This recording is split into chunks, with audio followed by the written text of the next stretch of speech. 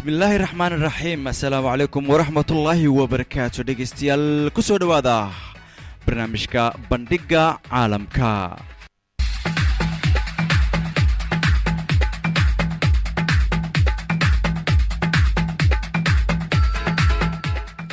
galab wanaagsan dhegaystayaal mar kale ee qodobada xiisaha leh ee markaa barnaamijka bandhigga caalamka galabta markaa aad ku maqli doontaan waxaa markaa ka mid ah maxaad ka taqaanaa ninka dadaal dheer u galay joojinta coronavirus.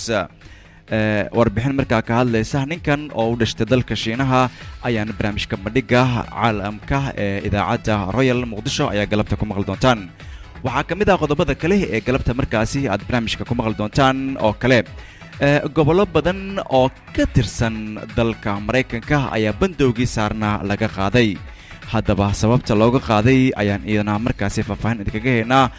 coronaviruskii miyaa ka yaraaday mise xaalado kale ayaa jiro oo markaa waddankaasi ama gobollada waddanka maraykanka ka jira. sidoo kale qodobada barnaamijka galabta dhegaystayaal aan kugu haya waxaa ka mid ah malaayiin shacab ayaa markaa bilaabay adeegsiga abka loogu talagalay markaa covid-19 waa markaasi program ama application loogu talagalay coronavirus. dadkaasina waxa ay markaa kasoo jeedaan waddanka Australia. haddaba dadka adeegsaday iyo qaabka markaasi u adeegsadeen ayaan idin hayaa galabta. sidee badqab markaa loogu soomi karaa in markaa inta lagu guda jiro coronavirus. sidoo kale warbixin laga diyaariyey ayaan idin hayaa. waxaa ka mid ah warbixin markaa iyana dhowaan sacuudiga kasoo baxday oo markaasi sheegaysa joojinta ciqaabta dadka markaa dembiyada qofku galo xilliga uu caruurnimada yahay ayaan idin hayaa. qodobadaasi iyo dabcan isboortigii iyo ganacsigii oo qayb ka ah ayaa barnaamijka bandhigga caalamka ee idaacadda royal muqdisho ayaa galabta ku maqli doontaan dhegaystayaal.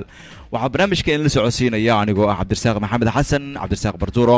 dhanka farsamada inta barnaamijka oo socdana markaa waxaa gacan iga siinaya Ilyas Daa'uud.